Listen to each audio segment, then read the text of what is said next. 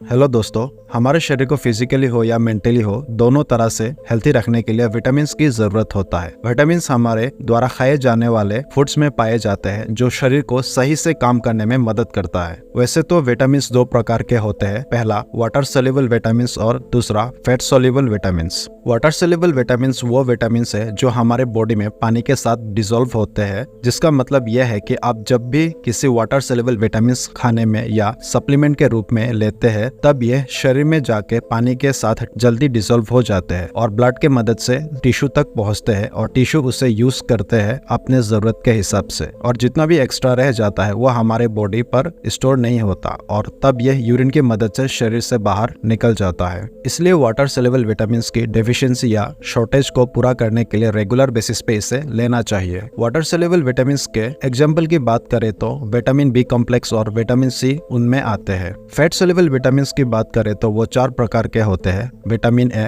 Vitamin D, vitamin E and vitamin के। Fat soluble vitamin हमारे body fat के साथ डिसॉल्व होता है और जितना भी एक्स्ट्रा रह जाते हैं वो हमारे फैट टिश्यूज, मसल और लिवर में जाके जमा हो जाता है। इसलिए हम अगर रेगुलर इसे ना भी ले तब भी ये हमारे बॉडी में जरूरत के हिसाब से जमा रहता है। हर एक विटामिन के हमारे शरीर में अलग अलग इम्पोर्टेंट रोल होता है, लेकिन आज हम जिस विटामिन के बारे में डिस्कस करेंगे वो है विटामिन ई। दोस्तों, विटामिन ई एक फैट सोल्यूबल विटामिन है जिनके 8 और फॉर्म होता है, लेकिन उनमें से केवल अल्फा टोकोफेरोल ही हमारे शरीर के जरूरतों को पूरा करता है। विटामिन ई के हमारे शरीर में क्या इम्पोर्टेंट रोल और फंक्शन है? विटामिन ई जो एक पावरफुल एंटीऑक्सीडेंट माना जाता है। एंटीऑक्सीडेंट हमारे शरीर में मौजूद फ्री रेडिकल्स के द्वारा होने वाले डैमेज से बचाता है। फ्री रेडिकल्स हमारे शरीर में ज्यादा मात्रा में होने पर सेल को डैमेज कर सकते हैं, जिसके कारण कई सारे बीमारियां होने का चांसेस बढ़ जाता है। विटामिन ई हमारे शरीर के कई ऑर्गन सही से काम करने के लिए, हमारे hair, immune system, nervous system, skin, muscle को हेल्थी रखने के लिए भी जरूरत होता है।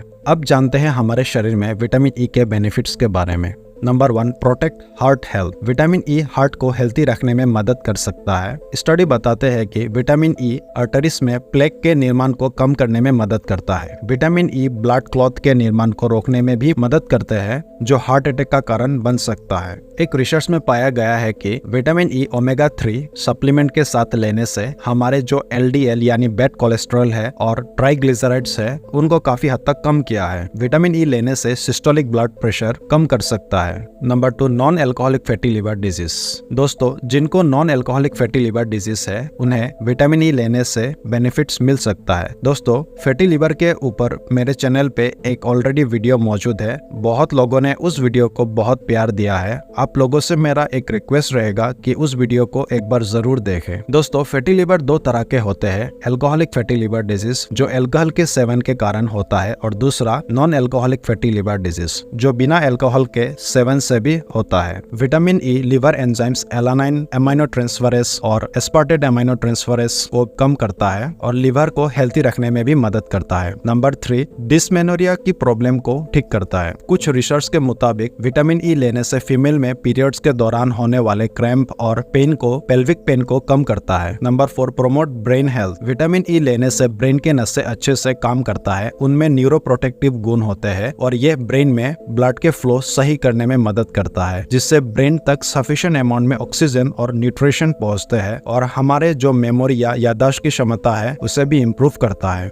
Improve skin health. Vitamin E लेने से आपके स्किन में जो दाग, रिंकल्स है उसमें सुधार आता है। विटामिन ई कोलाजन के प्रोडक्शन में मदद करता है। कोलाजन एक प्रोटीन है जो स्किन की इलास्टिसिटी को मेंटेन रखता है और स्किन को टाइट बना के रखने में भी मदद करता है। विटामिन ई कई मॉइस्चराइजर्स में पाया जाता है और विटामिन ई ऑयल का यूज ड्राई स्किन को कम करने या और उसके इलाज करने के लिए मॉइस्चराइजर्स के रूप में किया जाता है। Number 6, improve hair health. दोस्तों, विटामिन ई हमारे हेयर के लिए भी अच्छा होता है क्योंकि विटामिन ई में एंटीऑक्सीडेंट प्रॉपर्टीज होते हैं जो स्कैल्प में ऑक्सीडेटिव स्ट्रेस को कम करता है और स्कैल्प में ब्लड की फ्लो को भी इम्प्रूव करता है, जिससे हेयर फॉल कम होता है। नंबर 7, विटामिन ई आंखों को फायदा पहुंचाता है। Vitamin E age related macular degeneration के लिए फायदेमंद हो सकते हैं, जो उम्र बढ़ने के साथ होने वाले आंखों की प्रॉब्लम यानी विजन लॉस का मेन कारण होता है। नंबर 8, विटामिन ई आपके इम्यून सिस्टम को हेल्थी रखने में भी मदद करता है। विटामिन ई की कमी कब होता है? जैसे कि विटामिन ई हमारे बॉडी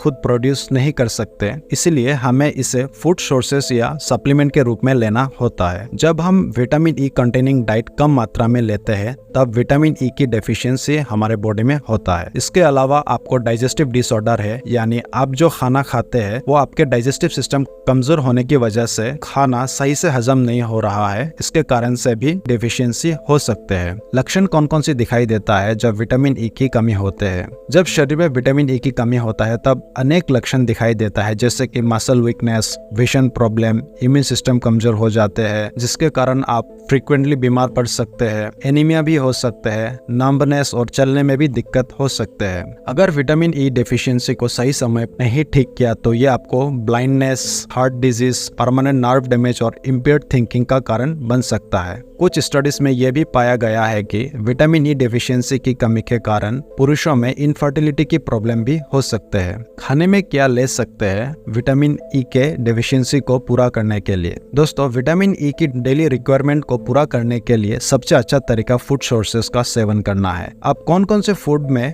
विटामिन ई पाए जाते हैं? अगर बात करें ऑयल के रूप में तब यह सोयाबीन ऑयल से मिल सकता है, गेहूं में मिल सकता है, नट्स के बात करें तो आलमंड्स, पीनट्स है, सीड्स में सनफ्लावर सीड्स में पाए जाते हैं। ग्रीन लीफी वेजिटेबल्स की बात करें तो पालक है, टमाटर है, ब्रोकली है। फ्रूट्स की बात करें तो एवोकेडो, मैंगो, कीवी में पाया जाता है। अब हम जानते हैं रोज हमें कितने अमाउंट में विटामिन ई को कंज्यूम करना है। अगर बात करें 6 महीने के नीचे के बच्चों को 4 मिलीग्राम लेना है, 7 से 12 महीने के बच्चों को 5 mg, 1 से 3 साल के बच्चों को 6 mg, 4 से 8 साल के बच्चों को 7 mg, 9 से 13 साल की उम्र के बच्चों को 11 mg और 14 साल के ऊपर के लोगों को 15 mg लेना है। अगर प्रेगनेंसी के दौरान की बात करें तो 15 mg और लैक्टेशन के दौरान के समय की बात करें तो 19 mg तक ले सकते हैं। अब ये भी जान लेते हैं कि विटामिन ई अगर ओवरडोज हो गया तब कौन कौन सी दिक्कत का सामना करना पड़ सकता है। अगर विटामिन ई ज्यादा अमाउंट में कोई सप्लीमेंट के रूप में ले रहा है तब ये भी कुछ साइड इफेक्ट कॉज कर सकता है। कुछ स्टडीज में पाया गया है कि विटामिन ई ओवरडोज से मेंस में प्रोस्टेट कैंसर होने के रिस्क को बढ़ा सकता है, ब्लीडिंग के रिस्क को भी बढ़ा सकता है, इसलिए जब भी ले अपने डॉक्टर के सलाह से जरूर ले। इसके अलावा अगर आप खून पतला करने की मेडिसिन ले रहे हैं या कोलेस्ट्रॉल को कम करने की मेडिसिन ले रहे हैं या केमोथेरेपी में देने वाले मेडिसिन ले रहे हैं तब भी आपको अपने डॉक्टर को पूछकर ही विटामिन ई की सप्लीमेंट लेना है, नहीं तो ये आपको बड़ा साइड इफेक्ट कॉज कर सकता है।